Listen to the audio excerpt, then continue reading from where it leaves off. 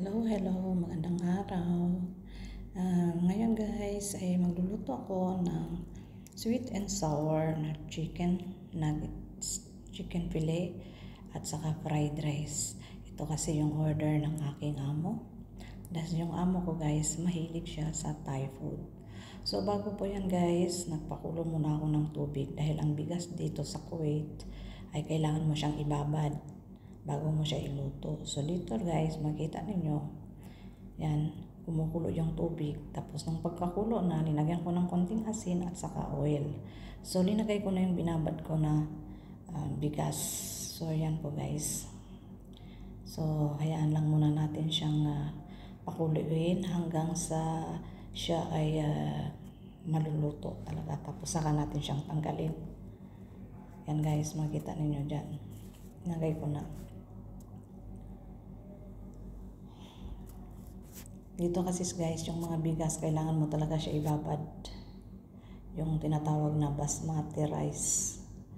Kasi pag i-direct mo siya guys, sobrang baho. So, kailangan mo siyang hugas-hugasan, ibabad.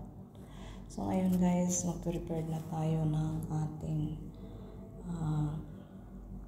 lutuanan. Ayan po guys, meron akong sibuyas. Meron akong onion.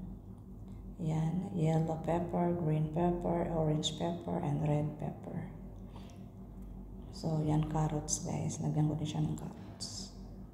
So, ngayon guys, tayo ay meron din akong mga additional na mga sauce dito. Pero pa konti-konti lang naman yung ilalagay ko. So, yan kasi yung request ng amo. So, ngayon guys, ay magtatadad na tayo.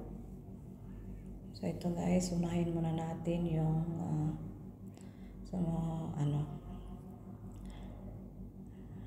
unahin muna natin yung mga recipe natin. So, meron tayong chicken fillet nuggets. Hindi, chicken fillet lang pala. So, yan guys, kumukulo na yung tubig. So, ngayon ay magtatadta na tayo ng sibuyas na green sibuyas, yung mahabang sibuyas. Yung optional lang po guys, pero yung sa akin, order kasi ng amo ko, dalagyan doon yan at saka yung sibuyas na round, yung red. So ngayon guys, magtadtad din tayo ng hugasan muna natin bago natin itadtad para matanggal yung dumi. So ngayon guys, magtadtad na tayo ng mga bell pepper. Ito yung orange na bell pepper. Square lang man yan guys, hindi masyado maliit, hindi masyado malaki ang ating pagkahiwa ng bell pepper. So ang sunod naman natin itong mga red hanggang sa matapos yan green at saka yung orange. So ganun lang siya guys, yun yung mga green. Yun, isunod na din natin yung orange.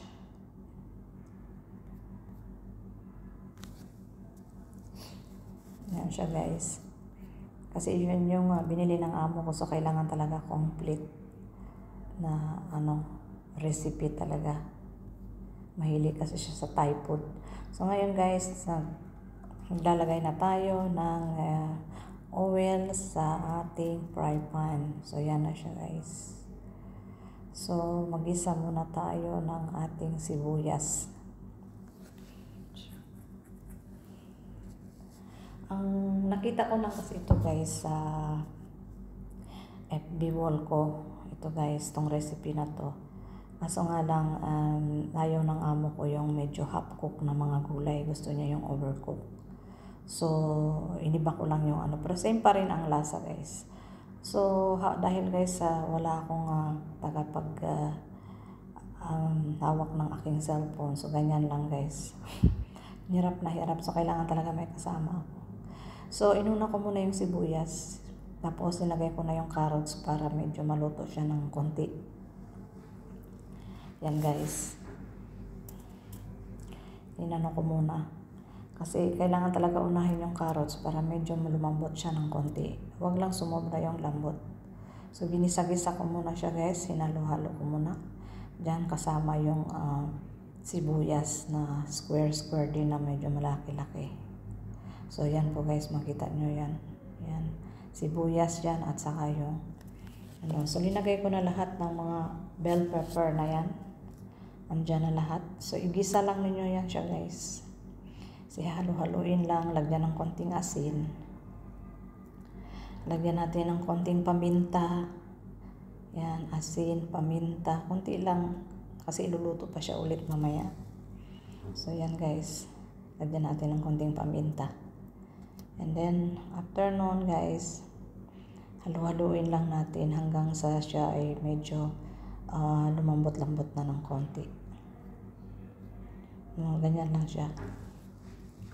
Pagkatapos niyan guys, kailangan na natin siya i-transfer muna sa bowl. Yan, alisin na natin siya sa bowl. Yan, so set aside muna natin siya kasi magluluto muna tayo ng sauce. Yan guys, sweet and sour sauce. So, ilalagay muna natin siya and then set aside. Yan guys, kita nyo yan.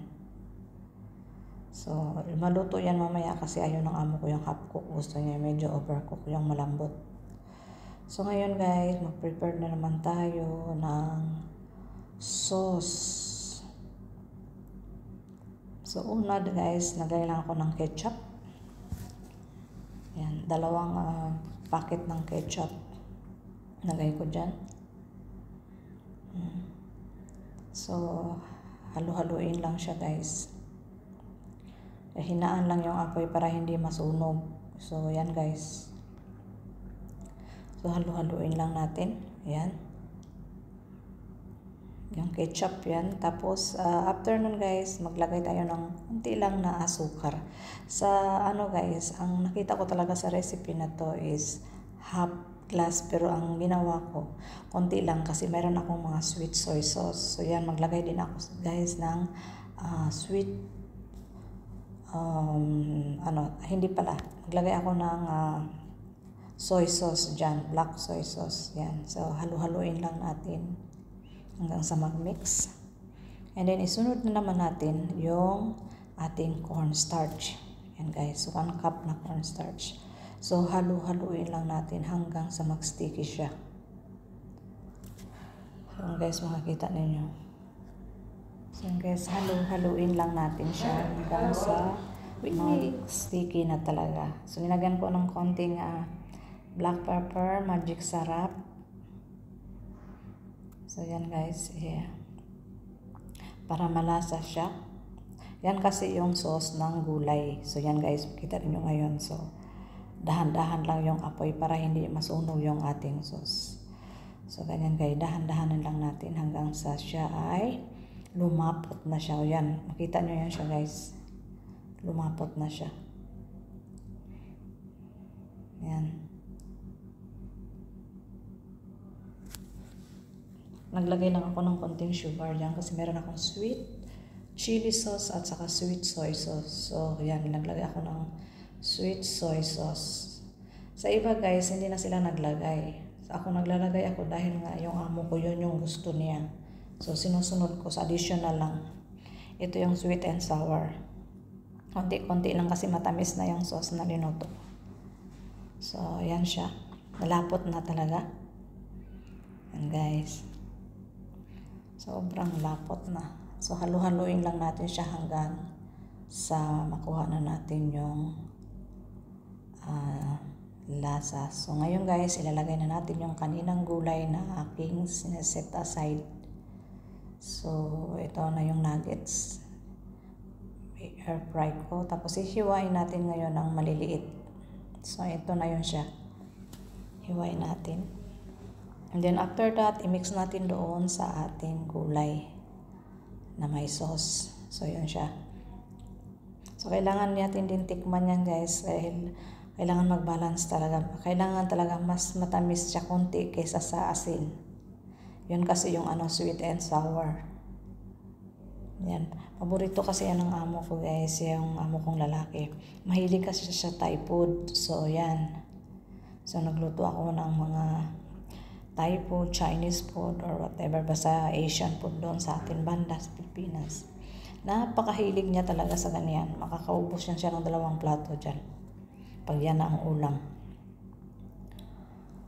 So yan, luto na siya. Hanghuluin lang natin. So, after nun guys, yun kasi, pag maluluto na, isa-set aside muna natin. Sa ibang fry pan na naman, maglalagay naman tayo ng oil para sa ating fried rice. So, yan guys, naglagay na ako ng oil at inuna ko muna yung aking garlic o yung ahos sa tawag sa amin. At saka sinunod ko na rin yung sibuyas. So, halu-haluin lang natin. And then, after that guys, naglagay ako ng konting asin. Konti lang. Kasi may asin na yung kanin kanina. Tapos guys, maglalagay din tayo ng... After natin halu-haluin guys, ilagay na natin yung kanin. Yung gulay. So sorry po, maglagay tayo ng mix na vegetables, yung frozen. Meron po yan guys sa mga grocery. Yung ready na siya, frozen na vegetables. So imimix-mix lang natin siya. And maglagay tayo ulit ng black pepper. At maglagay din tayo ng konting asin, konti lang. At saka soy sauce guys, konti lang din. Yan. So after nun guys, pag so after that guys, pasensya na kayo sa background ko kasi maingay. So after that, halu-haluin lang natin. Tapos ilalagay na natin itong ninuto kong kanin. Yan. So yan siya guys. At saka halu-haluin lang natin. Yan. So ngayon guys, lagay tayo ng magic sarap. Konti lang din kasi may asin na siya. Kumbaga lalagyan lang natin para medyo masarap-sarap. Ibang magic niya masarap ang sarap. Magic sarap nga. So ngayon guys, halu-haluin na natin yan. So, yan, halu-haluin natin hanggang sa mag-mix na talaga siya lahat. So, pasensya na guys, ko kasi walang hawak ng aking cellphone. So, pinatayo ko lang siya sa gilid. So, yan guys, halu-haluin lang natin hanggang sa mag-mix na siya sa mga gulay at saka doon sa ating sibuyas. So, yan na siya guys. Tapos na. Yan, kita niyo tapos na siya. So, ngayon guys, yan, tapos na yung ating sweet and sour chicken. At saka fried rice. So, ngayon guys, ready na ang aking boss. So, yan, linagay ko na sa plato para ready na siya sa kanyang lunch. So, ganun lang guys kasimple. Maraming salamat sa panonood. God bless.